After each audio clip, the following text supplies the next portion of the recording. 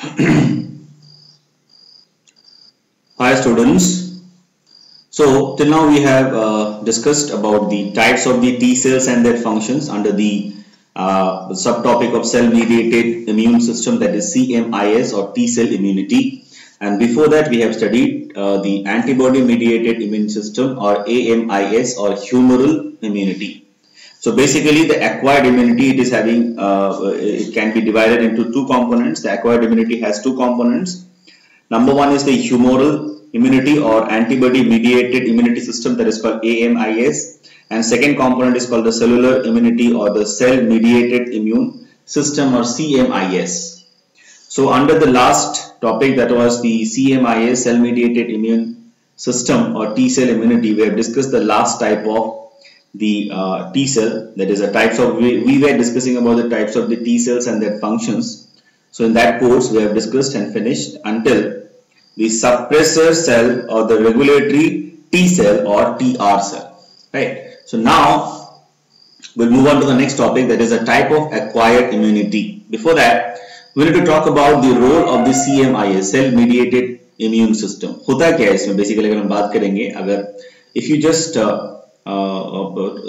if you want to discuss the entire topic in a short manner or maybe summarize the thing, that we can say what is the main role.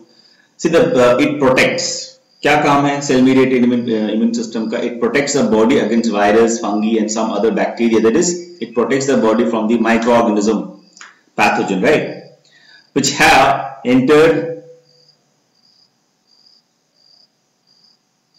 the host cell.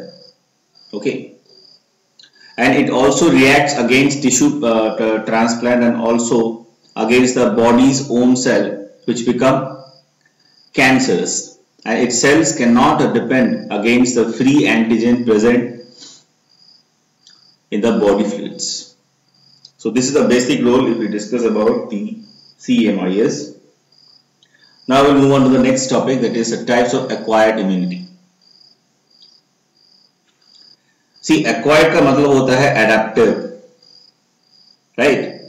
And the immunity, it is basically divided into two parts. देखो, acquired मतलब हमने बात किया था ना कि दो तरह के होते हैं. एक होता है immunity what we get since we born, another one what we acquire during the course of our life. It depends on the interaction between the antigen which actually enter inside our body. It depends on that. So basically acquired immunity को हम दो तरह से divide कर सकते हैं. पहला है एक्टिव इम्यूनिटी, दूसरा होता है पैसिव इम्यूनिटी. Active immunity क्या होता है? In this, basically what happens, what we can say, the person's own cell produce antibodies. Active immunity में क्या होगा?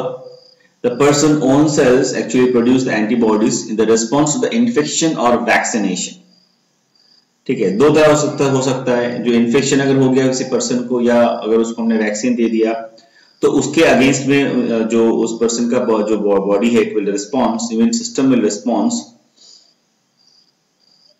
and it will produce antibody.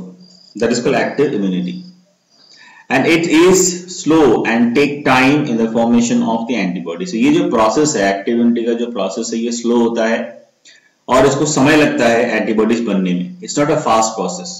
Okay, so it is a long lasting and it is harmless. And active immunity it may be of two types. Active immunity को हम again we can divide in two types. One may be natural, another one is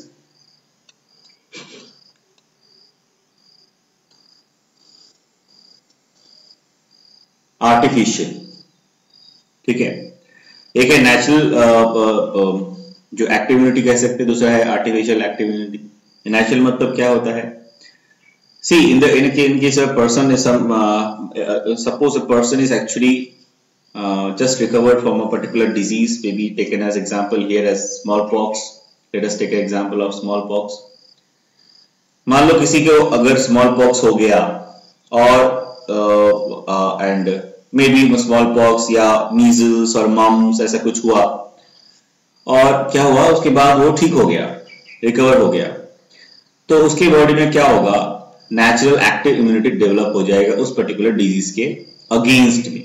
so next time जब वो जो same pathogen अगर किसी उसी same patient को, same person को इन्फेक्ट करेगा तो already the antibodies are present. So this is the example of natural active immunity.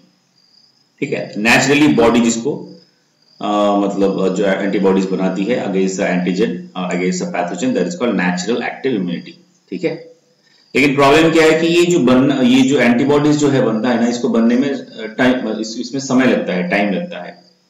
ठीक है, जैसे मैं आपको समझाता हूँ कि क्या इसका मतलब क्या है, इससे नुकसान क्या है, what is the benefit and what is the like what is the negatives of this process. Because it's a slow process, so what happens, like if sometime the incubation period is so long, or maybe the effects of the particular pathogen or the microorganism is very high, so by the time the antibodies develops inside the body of the person may die.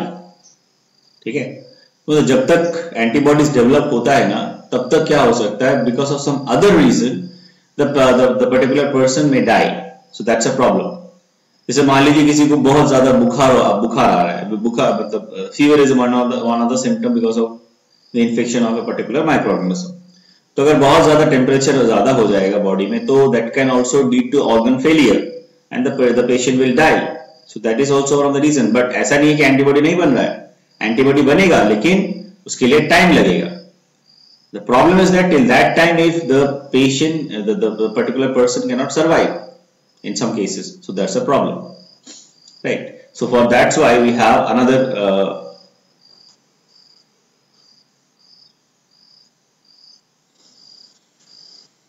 now that's why there are some other method of processes are there, like artificial active immunity. ये क्या करता है, ये है क्या? See, artificial active immunity means it is a resistance induced by vaccines. अब देखो, जैसे हमें पता है किसी डिजीज में जो सिम्टम्स होते हैं बहुत सीवियर होते हैं, तो बॉडी को उतना टाइम नहीं मिलता एंटीबॉडीज प्रोड्यूस करने के लिए, because it's a slow process. तो हम क्या कर सकते हैं, पहले से वैक्सीन देके एंटीबॉडीज पहले से बॉडी में इंड्यूस करके, आर्टिफिशियली इंड्यूस करके बॉडी के इम्यून सिस्टम को हम वो एंटीबॉडीज बना के अपने बॉडी में रख सकते हैं. इससे क्या होगा, वो सेम डिजीज जब असली में कभी किसी को, या the same disease is actually infect और it happen to a person, then the person is already ready to fight, its immune system is already ready to fight the particular pathogen. इससे क्या होगा, पेशेंट का life save होगा और वो disease से बचा रहेगा. ठीक है, वो हम कैसे करते हैं, बाय यूजिंग वैक्सीन. हम वैक्सीन दे देते हैं. हम जैसे आप देखते होंगे बचपन से लेके हम सबको वैक्सीन मिलता रहता है ना. हमने बहुत सारे डिजीज का वैक्सीन लिया है, जैसे BCG हो गया, ठीक है, पोलियो वैक्सीन हो गया, है ना. तो ये जो सारे वैक्सीन हैं, it is actually help us to develop the immunity against this pathogens, and later on in our life, if this bacteria or this virus or this disease attacks us, so we have the antibodies already ready, right? So that is a concept. So artificial active immunity मतलब resistance हम जो बनाते हैं body में immune system को induce करके, वो हम कैसे करते हैं, आर्टिफिशियली करते हैं बाय वैक्सीन. एग्जांपल कैसे हैं वैक्सीन की, जैसे बैक्टीरियल वैक्सीन है like BCG vaccine which is used for tuberculosis. उसके बाद कील्ड वैक्सीन, इसको टैब वैक्सीन भी कहते हैं, TAB for enteric fever viral vaccine होता है ये. Then live Sabin vaccine for poliomyelitis that is polio. MMR vaccine for measles, mumps, rubella. Then killed vaccine like Salk vaccine for polymyelitis. Okay. Now then non-neural vaccine for rabies, etc. ठीक है. Now that is all about the active immunity. ठीक है, तो इसको तो हम active immunity बोलते हैं. Next है passive immunity. वो क्या होता है, when ready-made antibodies are directly injected into a person to protect the body against the foreign antigen. जब रेडीमेड ऑलरेडी जो एंटीबॉडीज है, ठीक है, अभी हम क्या कर रहे हैं ना, अभी वैक्सीन देके हमारे इम्यून सिस्टम को स्टिमुलेट करके एंटीबॉडीज नहीं बना रहे हैं. एंटीबॉडीज हमने ऑलरेडी बना लिया है, उसको कलेक्ट कर लिया है, उसको डायरेक्टली हम किसी के बॉडी में इंजेक्ट कर देते हैं ताकि वो फॉरेन जो एजेंट है, फॉरेन जो पैथोजन है, उसके साथ फाइट कर सके. तब हम उसे कहते हैं पैसिव इम्यूनिटी. ठीक है, it is called passive immunity. Okay, now it provides immediate relief, ठीक है, and it is not a long lasting. ये immediate relief तो हमें पहुंचाएगा, लेकिन ये long lasting नहीं होता है. ठीक है, and it may create problems and ये क्या कर सकता है, ये बहुत सारा प्रॉब्लम भी, कॉम्प्लिकेशन भी क्रिएट कर सकता है हमारे बॉडी में, ठीक है। अब पैसिव इम्यूनिटी को भी हम दो तरह से डिवाइड कर सकते हैं। First is the natural passive immunity, second one is artificial passive immunity. पहले हम बात करेंगे नेचुरल पैसिव इम्यूनिटी के बारे में। इट इज वो क्या होता है, it is the resistance passively transform from the mother to the foetus to the placenta. तो हमें पता है कि जब फीटस ग्रो करता है मदर्स के वूम में, सो द बेबी और the growing foetus and the mother is connected with, they are connected with the placenta and mother is continuously providing the passive immunity to the fetus to protect the fetus from any problems, right? So IG capital G antibodies can cross the placental barrier to reach the fetus. तो IgG हम यहाँ पे जो पढ़ रहे हैं antibodies, antibodies को हम कहते हैं immunoglobulin basically. So IG stands for immunoglobulin and G stands for the type। तो IG का मतलब होता है इम्यूनोग्लोबिन जिसको हम एंटीबॉडीज कहते हैं, और G stands for the type। तो IgA होगा, हम आगे पढ़ेंगे IgG जैसा है वैसे IgM है ना। तो ऐसे बहुत तरह की, बहुत वैरायटीज, अलग अलग तरह के एंटीबॉडीज होते हैं, उसको हम कहते हैं इम्यूनोग्लोबिन। तो जो एंटीबॉडी IgG टाइप का है वो एंटीबॉडी जो है प्लासेंटल बैरियर को क्रॉस कर सकता है। हर कोई एंटीबॉडी जो है या हर कोई सब्सटेंस जो है प्लासेंटल बैरियर क्रॉस नहीं कर सकता, ठीक है। ये तो हो गया, ये प्लासेंटा के थ्रू जो ग्रोइंग फीटस है उनको इम्यूनिटी मिल जाता है। दूसरा क्या है, आफ्टर बर्थ, जन्म के बाद क्या होता है, the immunoglobin that is right now I said this antibodies are pass to the newborn through breast milk. अभी क्या होगा, जन्म के बाद क्या होगा, after born what happens, after the birth of the child, the child again it continuously need the immunity which is provided by the mother passively through the milk, breast milk, ठीक है। उसको हम बोलते हैं मदर्स फर्स्ट मिल्क और colostrum. क्या बोलते हैं, कोलोस्ट्रम। हमने पहले ही पढ़ा था जब हम रिप्रोडक्टिव सिस्टम पढ़ रहे थे तब, कोलोस्ट्रम और mother's first milk which is rich in IgA antibodies. तो IgA एक दूसरा एंटीबॉडी है और वो मदर्स मिल्क के थ्रू बेबी के बॉडी में चला जाता है, which provide them the immunity. So this is the example of natural passive immunity, ठीक है। Next artificial passive immunity, B। Next is artificial passive immunity. तो आर्टिफिशियल पैसिव इम्यूनिटी में क्या होता है, it is the resistance passively transform to a recipient by administration of antibodies. क्या होता है, artificial passive immunity means it is the resistance passively transferred to a recipient by administration of antibodies, ठीक है, by administration of antibodies. Now this is done by administration of hyperimmune sera of man or animal, ठीक है। So the sera or serum, इसको बोलते हैं serum, it contains antibodies। तो कैसे होता है, let us take an example. See, anti-tetanus serum or ATS is prepared in horse by active immunization of the horse with tetanus toxoid, then bleeding them and separating the serum, and then ATS is used for passive immunization against tetanus, ठीक है। तो हम क्या करते क्या हैं, जो tetanus cause करने वाला जो पैथोजन है, ठीक है, उसको हम हॉर्स के बॉडी में एक लिमिटेड क्वांटिटी में हम उसको इंजेक्ट कर देते हैं। इससे क्या होगा, हॉर्स का बॉडी का इम्यून सिस्टम रिस्पॉन्स करेगा, एंटीबॉडी बनेगा। तो हम क्या करेंगे, इसके बाद हम फिर क्या करेंगे, हॉर्स जब हॉर्स का इम्यूनिटी सिस्टम एंटीबॉडी प्रिपेयर कर लेगा तो हम हॉर्स के बॉडी से, उसके ब्लड से सीरम को अलग कर लेंगे और एंटीबॉडीज को अलग कर लेंगे, कलेक्ट कर लेंगे। उसको फिर हम यूज करेंगे डायरेक्टली किसी और पेशेंट के बॉडी में इंजेक्ट करने के लिए, ताकि जब किसी पेशेंट को कोई मतलब टिटेनस हो जाए, so they can get treated or they can get the protection by the passive immunization or passive immunity, ठीक है। तो एक इनडायरेक्टली हम ये काम करते हैं। तो ये हम ऐसे, और एक एग्जांपल मैं देता हूं आपको, जैसे वेनम होता है ना, वेनम, स्नेक वेनम। तो स्नेक वेनम का जो एंटी वेनम हम बनाते हैं वो कैसे बनाते हैं पता है आपको, हम उसमें भी हम क्या करते हैं ना, जो वेनम है किसी पर्टिकुलर स्पीसीज का, स्नेक का वेनम है, उसको हम कलेक्ट करते हैं और उसे हॉर्स की बॉडी में एक लिमिटेड क्वांटिटी में हम इंजेक्ट कर देते हैं, इससे क्या होगा, during the course of time the horse body will generate, it will respond to that antigen or the venom and they will produce what, antibodies, and then what we will do, we will collect the serum of the blood, or we will collect the blood, and from the serum, blood serum, we will collect the antibodies, and then that is actually antivenom, and that we use when there is a snake bite case. ठीक है, किसी particular PCs का antivenom हम ऐसे ही हम बनाते हैं, ऐसे बना के हम रेडी करके रख देते हैं, इसीलिए इसी को हम कहते हैं आर्टिफिशियल पैसिव इम्यूनिटी. ठीक है, I hope it is clear. Now, next we'll talk about the immune response. Before that, I just have a quick summary between or difference between. I will discuss the difference between the active immunity and passive immunity. ठीक है? So if you want to write down, you can write as well. देखिए, active immunity क्या होता है? It is developed when the person's own cells produce antibodies in response to infection or vaccine. That is active immunity. Passive immunity कैसा हो, किसको कहते हैं? It is developed when antibodies produced in other organism are injected into a person to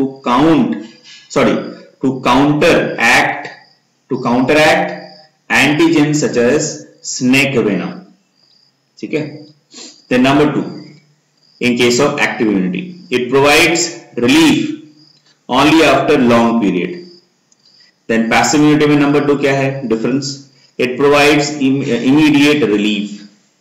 Then number 3 in active immunity, it has no side effects. Number 3 in passive immunity, it may cause a reaction. And number 4, the last one in active immunity, difference is this: it is long lasting. Passive immunity number 4, that is, it is not long lasting. So these are the differences that we need to remember. Now, immune response, ये क्या है? Immune response का मतलब क्या है? See, the immune response involve the primary immune response and the secondary immune response. दो तरह का immune response होता है. देखो, immune response का मतलब कुछ नहीं है, ये है सिंपल बात है, सिंपल एक कॉन्सेप्ट है. मतलब कोई भी एक एंटीजन अगर हमारे बॉडी में एंटर करेगा या किसी भी एनिमल की बॉडी में एंटर करेगा तो उसका इम्यून सिस्टम क्या करेगा? It will show some response against these antigen, and that is called immune response. तो इम्यून रिस्पॉन्स को हमने बेसिकली क्या कर दिया है? दो तरह से डिवाइड कर दिया. एक को हम कहते हैं प्राइमरी इम्यून रिस्पॉन्स, दूसरे को हम कहते हैं सेकेंडरी इम्यून रिस्पॉन्स. तो प्राइमरी इम्यून रिस्पॉन्स क्या है? सी, होता क्या है, after an initial contact with an antigen no antibodies are present for a period of several days. मतलब होता क्या है कि जब कोई भी एक नया एंटीजन हमारे बॉडी में आ जाता है तो उसके रिस्पॉन्स में इमीडिएटली हमारे पास एंटीबॉडीज नहीं मिलता है, नहीं रहता है, कम से कम एक पर्टिकुलर टाइम पीरियड के लिए हमारे पास एंटीबॉडी नहीं रहता है. Then slowly then the antibody production will rise, and like it increase the number slowly. Okay, or we can say that a slow rise in the antibody titer मतलब क्या होता है? That it's a unit number of antibodies, उसको हम बोलते हैं टाइटर. Okay, it occurs. So first IgM and then IgG, followed by gradual decline in antibody titer, and this is called primary immune response.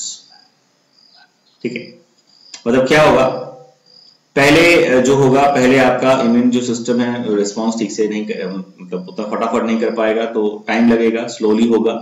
और पहले जो है वो आपका जो इम्यून सिस्टम का जो मतलब नंबर ऑफ एंटीबॉडीज है वो स्लोली पहले इंक्रीज करेगा, उसके बाद फिर वो धीरे धीरे डिक्रीज करने लगेगा. ठीक है, ये होता है पैटर्न. ठीक है, इसी को हम कहते हैं प्राइमरी इम्यून रिस्पॉन्स. ठीक है, I will discuss.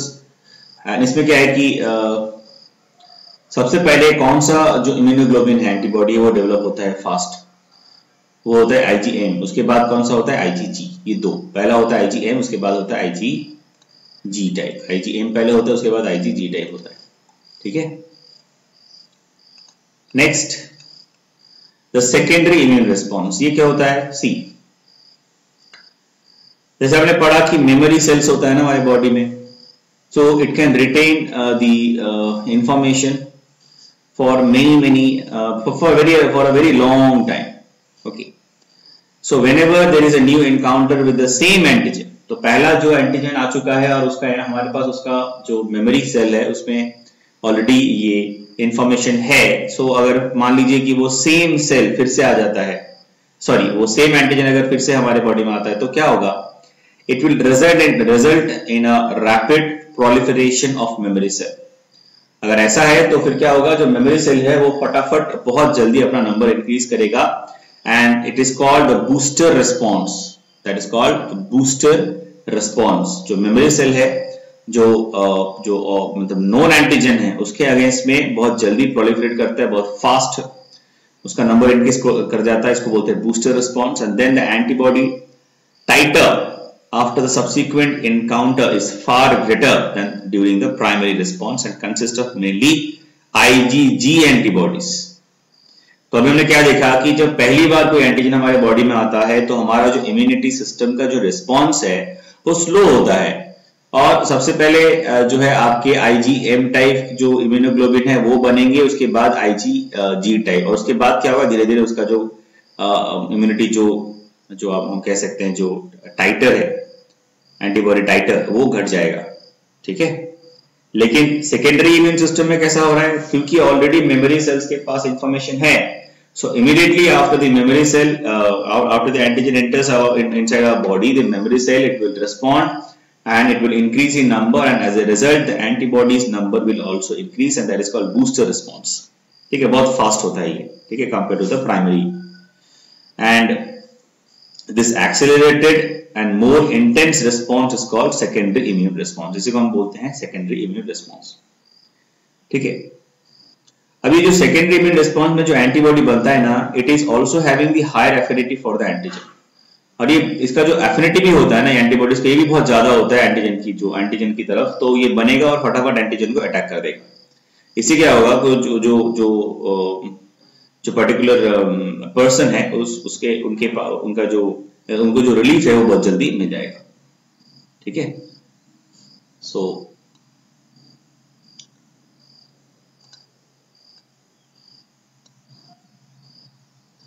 I will just you can write down the point what I have already discussed. The same thing is there on the screen because see the intense response, that is known as the secondary immune response, and the immunoglobulin which is actually formed during this period, that is your IgG type.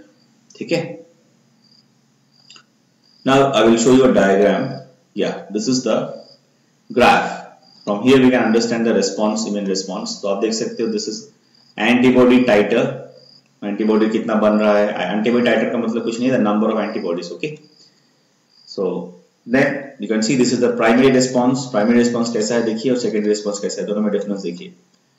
तो यहाँ पे आप देख सकते हो कि जो response हो रहा है प्राइमरी वो बहुत स्लो है और पहले जो है आपका एंटीबॉडी बना उसके बाद फिर घट जाता है. ठीक है, फ्लैट हो गया, पहले बढ़ेगा उसके बाद फ्लैट हो जाएगा. So this is the first exposure of the antigen. Second time जब ये already antibodies का information हमारे memory cells में है, ठीक है, वो क्या करेगा? उसका response देखिए next. So the secondary. अब देखिए immediately the IgG type the immunoglobulin is forming. So difference, can you see the difference? So in case the second exposure of the same antigen, the immune system responds very fast and that is called secondary immune response. So this is secondary immune response. This is primary immune response. तो अगर graphically अगर हम देखेंगे, सो this is the basic difference. ठीक है, चलिए next. So basically हमने अभी तक क्या पढ़ा, तो अगर हम उसको समराइज करेंगे, अगर हम देखेंगे तो हमें क्या पता चलेगा कि see so in our body we are having there are some line of defence. Basically we can divide in 3 lines of defense. Basically commonly we can say there are 3 line of defense जो हमारे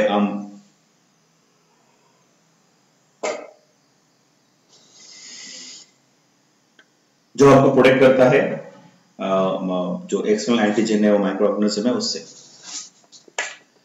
तो first क्या है? First line of defence क्या है? Inclusive physical barrier और the physiological barriers हमने discuss किया था. Second line of defense क्या है? It comprises of cellular barrier, then cytokine barriers. Third line of defense क्या है? It includes the acquired immunity. So there are 3 line of defense which protect us from different types of microorganism or the antigens which invade inside our body, right? पहला तो physical barrier है या physiological barrier है, उसके बाद दूसरा है second line of defence को बोलते हैं कंप्राइजेस ऑफ सेलुलर बैरियर्स और cytokine barriers and the third line of defence is include the acquired immunity, जो हम इम्यूनिटी एक्वायर करते हैं because of the interaction between the antigens, right? अभी हमने डिस्कस किया primary and secondary immune response. Fine, now will talk about, अभी हम बार बार बात कर रहे हैं एंटीजन के बारे में, हम फिर बात कर रहे हैं एंटीबॉडीज के बारे में, तो अभी हम थोड़ा एंटीजन और एंटीबॉडीज को डिटेल में पढ़ेंगे कि ये होता क्या है, ठीक है, कैसे होता है। हमें ये पता है कि एंटीजन बेसिकली है क्या, it is a substance in which actually introduce inside our body, it stimulate the production of antibodies. मतलब एंटीजन क्या है, हमारे बॉडी में जो एंटीबॉडीज बनाने को, एंटीबॉडीज बनने के लिए एंटीबॉडी हमारे इम्यून सिस्टम को स्टिमुलेट कर देते हैं, इससे क्या होता है एंटीबॉडीज बनना स्टार्ट हो जाता है, उसी को हम बोलते हैं एंटीजन, ठीक है। अब देखो एंटीजन कुछ भी हो सकता है, it can be a substance, it can be some micro organism also, ठीक है। अब देखो स्नेक वेनम जो है वो तो कोई ऑर्गेनिज्म नहीं है, लेकिन that is also will consider as antigen, क्योंकि एंटीजन मतलब क्या है, अभी कोई भी स्नेक बाइट होगा तो उसके रिस्पांस में हमारे बॉडी में एंटीबॉडी बनना शुरू होगा ना, तो क्या कोई भी सब्सटेंस जो हमारे बॉडी में इन्वेड करता है उसके अगेंस्ट में अगर हमारा बॉडी एंटीबॉडी बनाता है तो हम उसे एंटीजन कहेंगे, ठीक है ना। ऐसे नहीं है कि मान लो 10 पार्टिकल हमारे ब्लड में चला गया और उसके अगेंस्ट में तो हमारा बॉडी कोई भी एंटीजन नहीं बनाएगा, तो वो एंटीबॉडी नहीं बनाएगा, तो वो एंटीजन नहीं है, ठीक है। सो एंटीजन का मतलब क्या होता है, जिसके अगेंस्ट में, जिसके रेस्पॉन्स में हमारी बॉडी क्या करेगी, हमारा इम्यून सिस्टम क्या बना सकता है, एंटीबॉडी बना सकता है, उसी को हम कहते हैं एंटीजन, ठीक है। सो बेसिकली अगर हम डिफाइन करेंगे तो क्या होगा antigen, so antigens are the substances which when introduce into the body stimulate the production of antibody, so that is the definition, okay. So antigens are substances which when introduced into the body stimulate the production of antibodies, right? इसका chemical nature भी है। So basically chemical nature कैसा होता है, तो antigen consist of protein, polysaccharides and nucleic acid. तो antigen basically किससे बनता है, it consist of protein, polysaccharides and nucleic acid basically, okay. अगर हम स्ट्रक्चर की बात करेंगे तो एंटीजेनिक डिटर्मिनेंट्स और एपिटोप्स, ठीक है।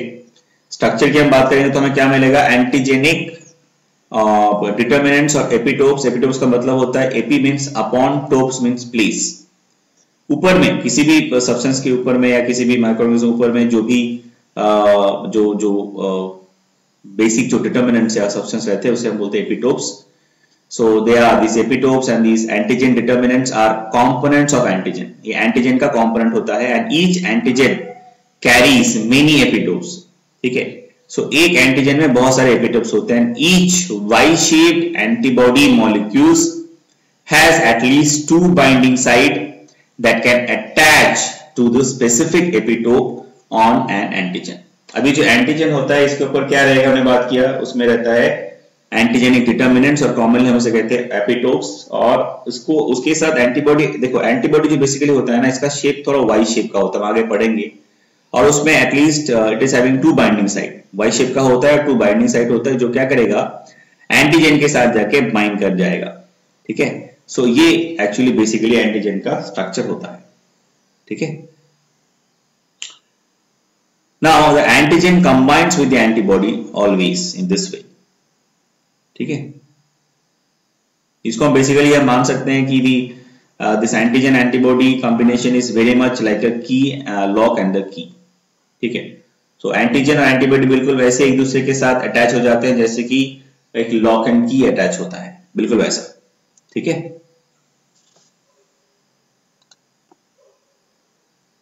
So I will just show you a diagram, let us see the diagram, see। तो आप देख सकते हो यहाँ पे this is like diagram, this is a diagram which is showing an antigen with epitopes, antigenic determinants को हम कहते हैं, 2 attached antibodies are also shown।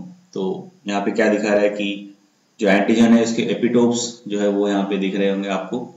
so there are epitopes, sorry, Yeah, so you can find these are the epitopes, right?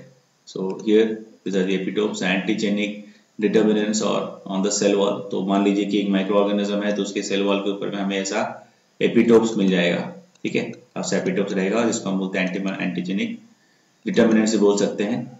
और अभी मैंने बताया आपको जो एंटीबॉडी होता है वो वाई शेप का होता है, उसमें दो बाइंडिंग साइट होता है बेसिकली, ठीक है।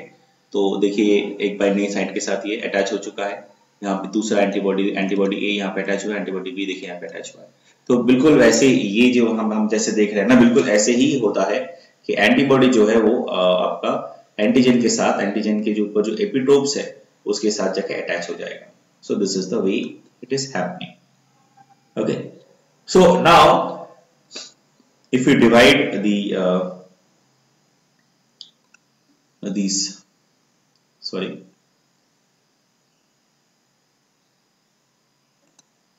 now if we divide this antigen into different types, so we can divide the antigen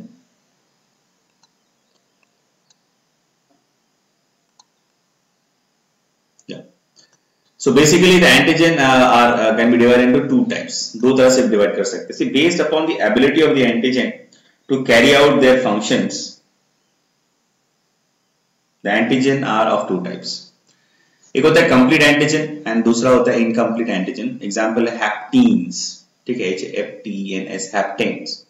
देखो complete जो antigen होता है, it is able to induce the antibody formation and produce a specific and observable reaction with the antibody with the antibody, ठीक है।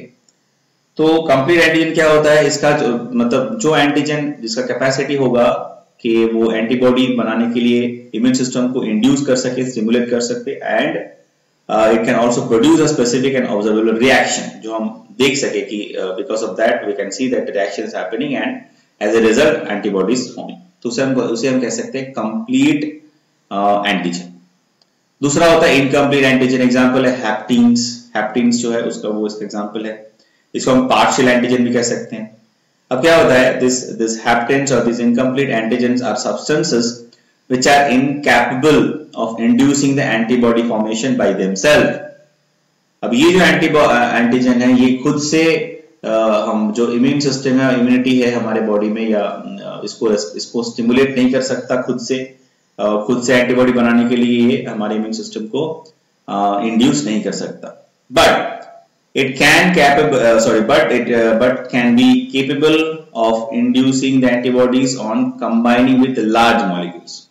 ऐसा नहीं है कि ये इंड्यूस कर ही नहीं सकता, ये इंड्यूस कर सकता है एंटीबॉडी बनाने के लिए, तब कर सकता है जब ये दूसरे लार्ज मॉलिक्यूल के साथ बाइंड हो जाएगा, कंबाइन हो जाएगा, ठीक है। खुद से अकेले से नहीं कर सकता, लेकिन हाँ, there are some molecules, large molecule, if they bind, if they make a bond with those molecules, larger molecules, now then they are actually having the capacity, develop the capacity to induce the immunity to produce the antibodies, ठीक है।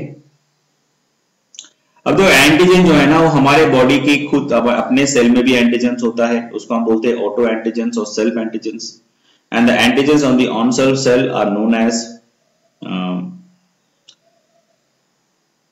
अब देखो antigens हमारे body में भी रहता है, already present हमारे सेल के साथ भी रहता है, तो जो और कुछ एंटीजेंस जो है वो हमारे बॉडी में नहीं रहता। तो एंटीजन ऐसा नहीं है कि सिर्फ बाहर से आ सकता है, एंटीजन हमारे बॉडी में ऑलरेडी रहता भी है। जो हमारे बॉडी में ऑलरेडी रहता है हमारे सेल के साथ, ठीक है, उसे बोलते हैं सेल्फ एंटीजन। और जो हमारे बॉडी में नहीं रहता है, बाहर से आता है एक्सटर्नली, जैसे कोई सब्सटेंस हमारे बॉडी में अगर आ जाएगा तो हम उसे बोलेंगे नॉन सेल्फ एंटीजन, ठीक है। सो that is the example, like जैसे हमने पढ़ा था, आपने पढ़ा होगा कि एंटीजन रहता है हमारे बॉडी में, स्पेशली एबीओ ब्लड ग्रुप के समय हमने पढ़ा था ना कि एंटीजन रहता है जैसे blood group A, blood group B, ठीक है। किसी में एंटीजन रहता है तो उसके आगे इसमें आरबीसी के ऊपर एंटीजन रहता है, तो ब्लड प्लाज्मा में उसका एंटीबॉडी भी रहता है ना। तो हमने डिस्कस किया था एबीओ ब्लड ग्रुप में। So the same thing, that is example of the self antigen, ठीक है। जो सेल्फ एंटीजन है वो अपने सेल्फ जो हमारा इम्यून सिस्टम है, it can differentiate between the self antigen and non self antigen. It is having the capacity. ऐसा नहीं है कि हमारा इम्यून सिस्टम एंटीजन है तो उसके अगेंस्ट एंटीबॉडी बनाते ही रहेगा हमेशा। ऑलरेडी हमारे जो एंटीजन हमारे बॉडी में है उसके अगेंस्ट में एंटीबॉडी वो बनता है, लेकिन वो अटैक नहीं उसको, but the immune system can differentiate between the self antigen and the non self antigen. ठीक है, that is a capacity the immune system it is having, right. Now, so the same thing what I have discussed. Now the next we'll discuss some more points.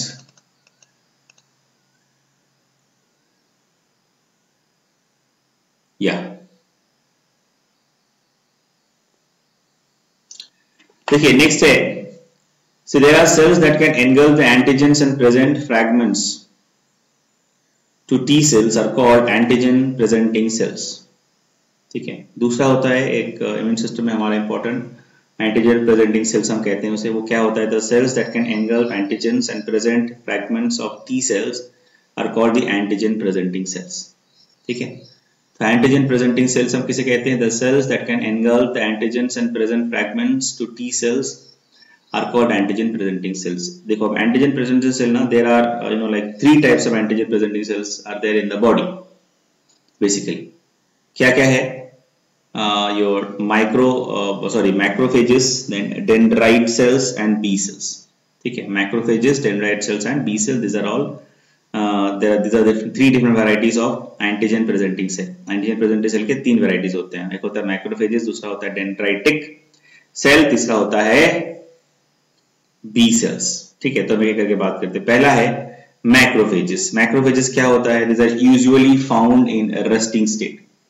Normally जो macrophages होता है क्या है, ये resting stage में रहता है and their phagocytic capabilities are greatly increased when they are stimulated to become activated macrophages. Normally ये क्या रहते हैं, रेस्टिंग स्टेज में रहते हैं, but when they get the stimulus they can get activated and they can start functioning। Now the macrophages are present along with the lymphocytes in almost all the lymphoid organs। lymphocyte के साथ macrophages हमेशा हमें कहाँ मिलता है, और सारे lymphatic organs के और या टिश्यू में हमें मिल जाएगा, हमेशा रहता है। Examples, monocyte as the blood macrophages।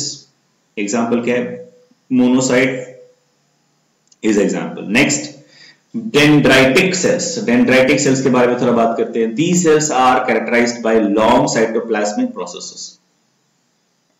तो यहाँ पे डायग्राम भी है, जो डेंड्राइटिक सेल होता है उसमें क्या होता है ना, they have the long cytoplasmic processes and their primary role is to function as highly effective antigen trapping and antigen presenting cell। ठीक है, मेन काम क्या होता है, एंटीजन को ट्रैप करना। ठीक है, and these cells are non phagocytic in nature, ये फैगोसाइटिक नहीं होते। ठीक है, और कहाँ पे मिलेगा हमको, lymph node, spleen, thymus, skin, यहाँ पे हमें मिल जाएगा, ये हमेशा रहता है।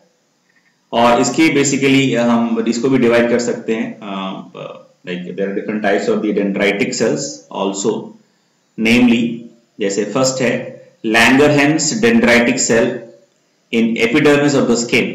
It is present in the epidermis of the skin which trap the organisms coming in contact with the body surface।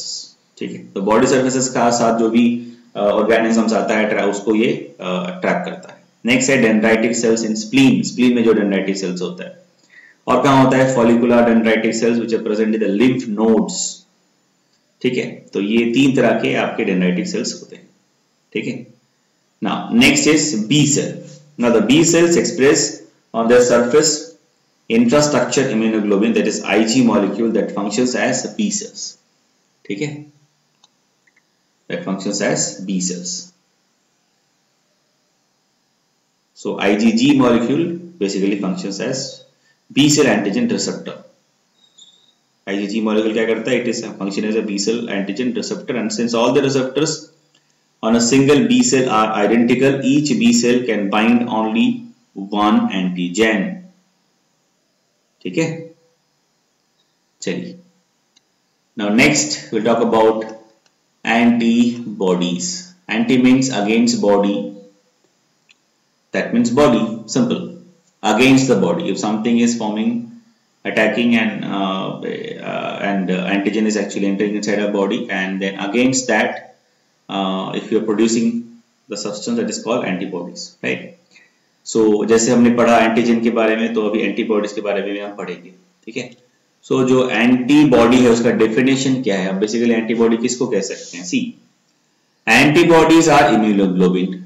मैंने पहले ही बताया था कि इम्यूनोग्लोबिन जिसका शॉर्ट फॉर्म है आईजी, इसी को हम क्या कहते हैं? एंटीबॉडीज कहते हैं। So antibodies are nothing but they are all immunoglobin. So immunoglobin को भी हम एंटीबॉडीज कहते हैं, ठीक है? Which are produced in the body in the response to the antigen or foreign bodies. तो antibodies बनता कैसे है? In response to the antigen or foreign bodies, and thus all the antibodies are immunoglobulins, but all the immunoglobulins are not antibodies. ये बहुत interesting है. Because of this, we can say that all the antibodies are immunoglobulins, but all the immunoglobulins are not antibodies. ठीक है? तो जो antibodies मतलब antibodies क्या है? Which are produced in the body in response to antigen. Antigen के against में जो फॉरेन बॉडीज है उसके अगेंस्ट में, उसके रिस्पॉन्स में जो बनेगा उसको हम बोलते हैं एंटीबॉडी, ठीक है?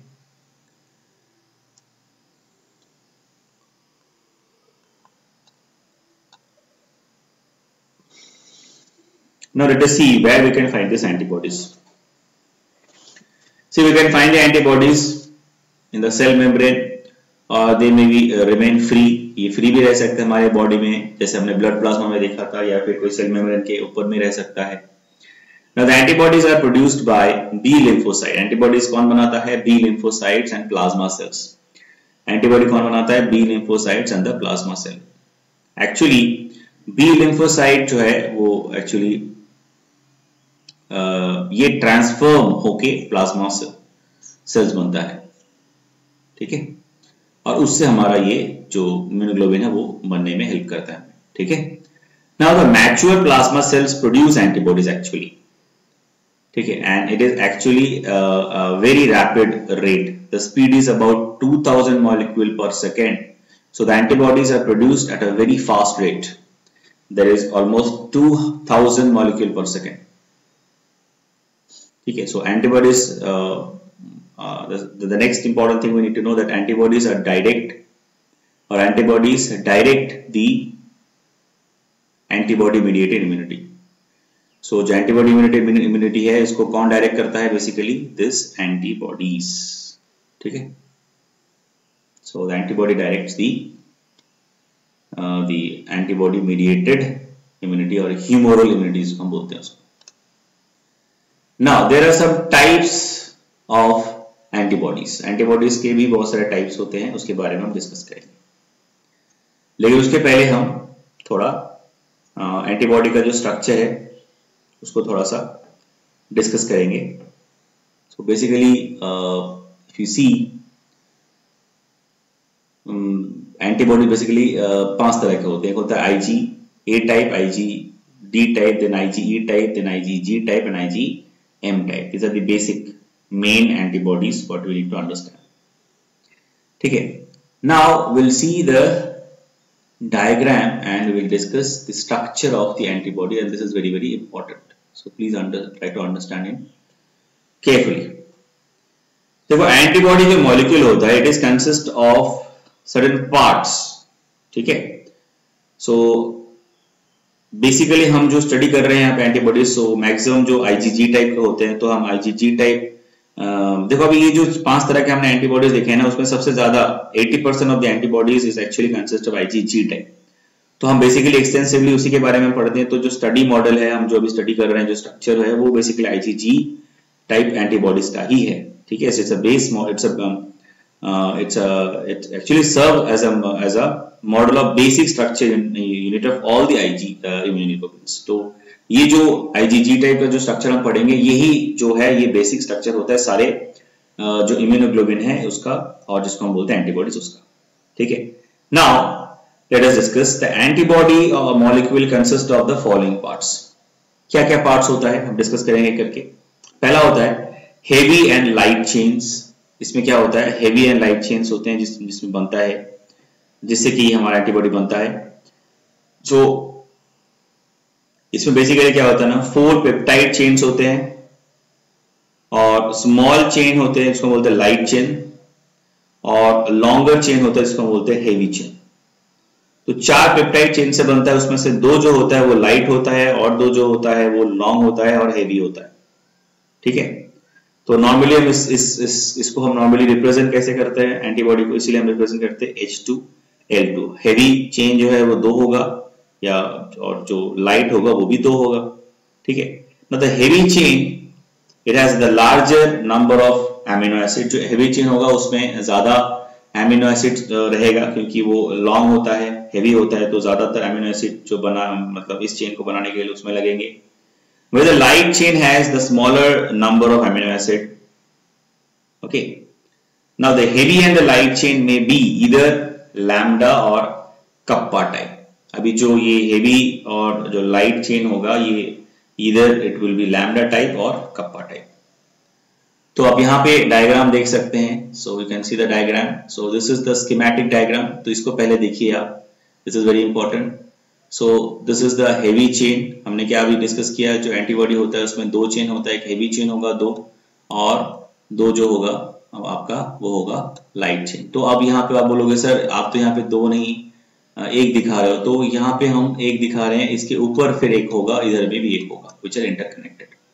ठीक है, what we can not see in the 2D, right. So this heavy chain and this is the light chain. ठीक है, देन antigen determinants are there here, where there the antigen will come and get bind, or maybe the antibody will go and bind with the antigen in this way. ठीक है, now next component क्या है, पहला तो है light chain होता है, heavy chain होता है, दो हेवी चेन 2 लाइट चेन होता है। उसके बाद क्या है, कांस्टेंट एंड वेरिएबल रीजन्स।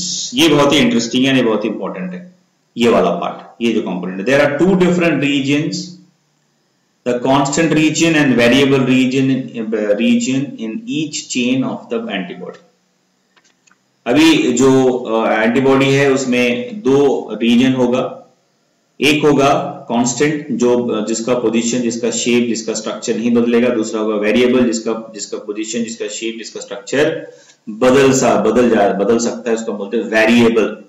ठीक है, वेरिएबल जो रीजन उसको हम बोलते हैं that is called variable region। ठीक है, तो आप देख सकते हो यहाँ डायग्राम में। so you can see the diagram here। so these next third component क्या होगा, let us discuss the component first, then we will discuss the diagram detail। now disulfide bonds and hinge regions। a disulfide bond join a light chain with a heavy chain। disulfide bond जो क्या करता है, heavy chain के साथ light chain को जोड़ता है। ठीक है, now the 2 disulfide bond also link the 2 heavy chains, and the part of the antibody displays considerable flexibility and it is called hinge region।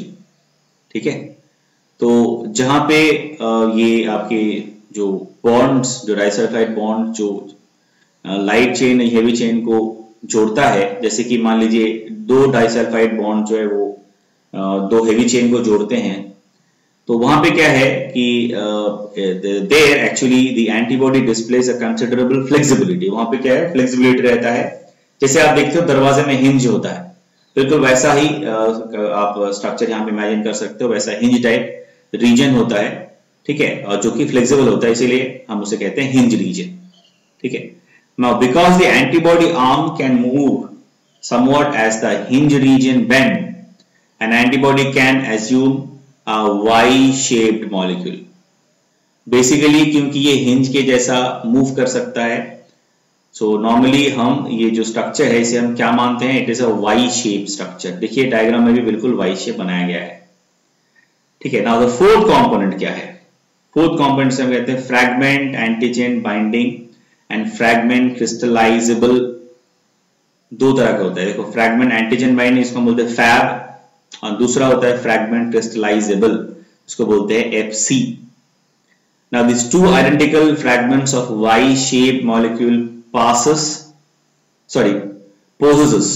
क्या होता है, 2 identical fragments होता है Y-shaped molecule which possesses the antigen binding site and are thus named as fragment antigen binding or FAB।